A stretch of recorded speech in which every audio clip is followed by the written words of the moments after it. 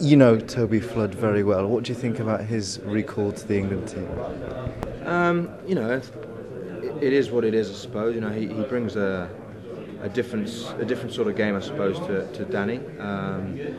He's similar in some senses. He's an attacking player. He'll always have a crack, and he loves his little chips and trying to take defenders on. He's got a good kicking game, good sort of distribution game. His defence is pretty sound as well. So you know, hopefully we can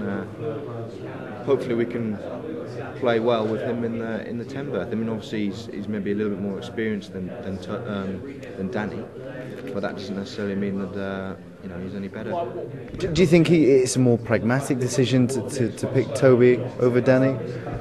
I'm not sure. I mean, it's not my decision or anything like that. It's just one of those things. I mean, it's important for us now to move on from last week, and I suppose this is maybe the first step towards that. Trying to win the game and win the Test match on the weekend. And how has the atmosphere been in camp? Because obviously there was a lot of criticism after Saturday's game against the Box.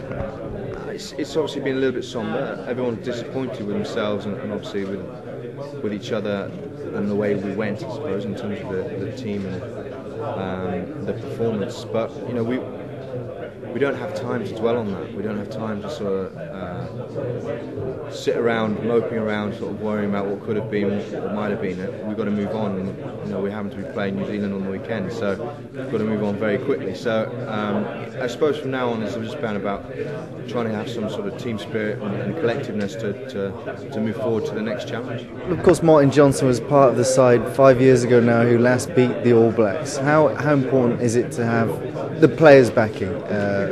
For Martin to have the players backing. I mean, all this criticism saying, well, Martin doesn't know what he's doing, he's had no experience. No, like I say, I think it's important just for us to move on. I mean, we've made mistakes these past couple of internationals, and we know we have, and we're hopefully learning from it. We've got a young side,